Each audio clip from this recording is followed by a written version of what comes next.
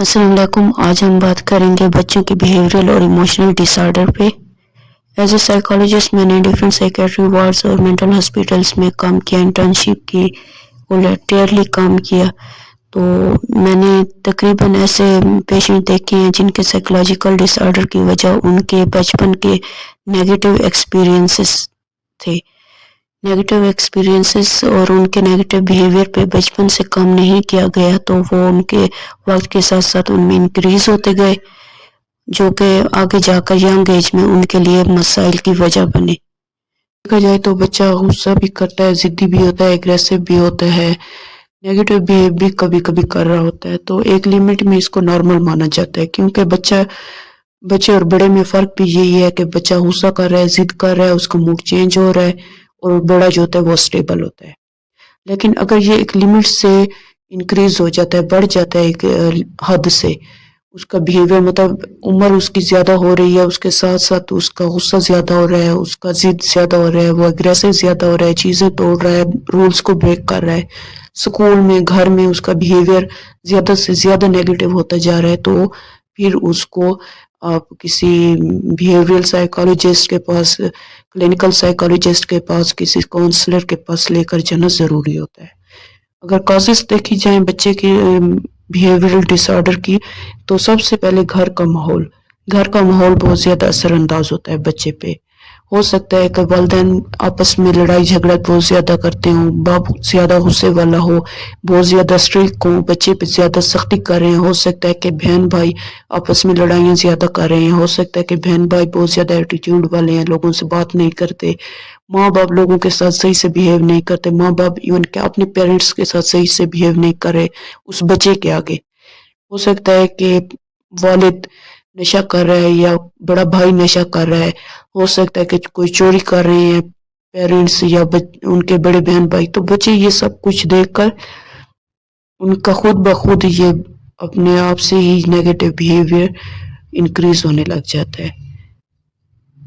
تو اگر والدین بچے پہ سختی زیادہ کر رہے ہیں، اس کی بات نہیں سن رہے، اس کو کوئی گھر میں امپورٹنس نہیں دی جا رہی، تو وہ بچہ ظاہر ہے کسی نہ کسی گینگ میں شامل ہوگا، کسی نہ کسی گروپ میں شامل ہو جائے گا، غلط لوگوں کے ہاتھے چڑھ جائے گا، تو وہ غلط لوگ اس کو زیادہ سپورٹ کریں گے اور اس کا جو نیگیٹو بیہیویئر ہوگا وہ انکریز ہوتا جاتا ہے. اور وہ اس قدر انکریز ہو جاتا ہے کہ جب بچہ بڑا ہو جاتا ہے، ایک ینگ ایج میں آ جاتا ہے، تو اب اس کا پیچھے لوٹ کر جانا مشکل ہوتا ہے، اور یہی آگے جا کر اس کے لیے سائیکولوجیکل ایشوز پیدا کرتے ہیں، سائیکولوجیکل ڈس آرڈر کا کاز ہوتے ہیں. اگر سمٹمز دیکھے جائیں تو بچپن سے اگر بچے کو بیہیویئرل ڈس آرڈر ہے تو بچپن سے ہی وہ نروس زیادہ ہوگا، غصہ زیادہ کرے گا، اپنی غلطی خود کرے گا اور اپنی غلطی پر دوسروں کو بلیم کرے گا.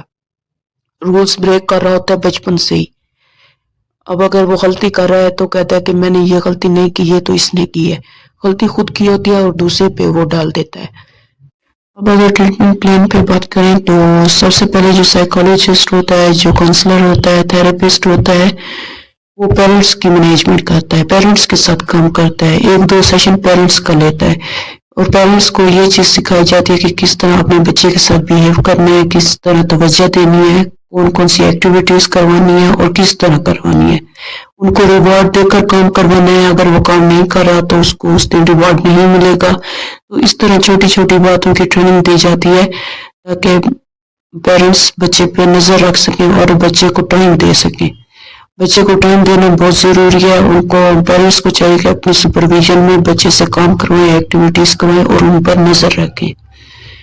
اس کے بعد جب سائیکالوجسٹ بچے کے ساتھ کام کرتا ہے تو سب سے پہلے تو اس کا بیہیویئر دیکھا جاتا ہے، اس کی سیویرٹی دیکھی جاتی ہے. اس کے بعد ٹریٹمنٹ پلان بناتا ہے، دیکھا جاتا ہے کہ کتنے سیشن ہوں گے، 10 سیشن ہوں گے، 15 ہوں گے، 20 ہوں گے. ہو سکتا ہے کہ سائیکالوجسٹ 10 سیشن بتائے اور بچے کا بیہیویئر 7 سیشن میں ہی نارمل ہو جائے. تو یہ وقت کے ساتھ ساتھ سائیکالوجسٹ چینج کر سکتا ہے. اس کے لیے سب سے پہلے اگر تھراپی کی بات کی جائے تو پوری دنیا میں جو بڑوں کے لیے، بچوں کے لیے، سب کے لیے استعمال کی جاتی ہے وہ ہے CBT، cognitive behavioural therapy. Cognitive behavioural therapy کے ذریعے کیا ہوتا ہے کہ بندے کی نیگیٹو تھنکنگ کو، نیگیٹو بیہیویئر کو پازیٹیو میں چینج کیا جاتا ہے. اس میں काम इस तरह से किया जाता है कि साइकोलॉजिस्ट सबसे पहले बच्चा या बड़ा है उसकी थिंकिंग को, उसके थॉट्स को देखा जाता है कि ये नेगेटिव थिंकिंग, नेगेटिव थॉट्स हैं कौन से और आए क्यों है, रीजन को देखा जाता है। उसके बाद देखा जाता है कि जब ये थॉट्स आए हैं तो उसके अंदर फीलिंग्स कौन सी आई हैं, चेंजेस कौन सी आई हैं, और जब ये फीलिंग्स आ गई हैं तो अब उसके अंदर रिएक्शन कौन सा आया है, उसने बिहेव कौन सा किया, जब उसने बिहेव किया है तो उससे फिर नुकसान कौन से हुए और क्यों हुए। तो ये सारी चीज़ों को देखने के बाद फिर साइकोलॉजिस्ट उसके साथ सीबीटी उस पर अप्लाई करता है और बच्चे के साथ काम करता है, तो इस तरह उसका बिहेवियर नॉर्मल हो सकता है।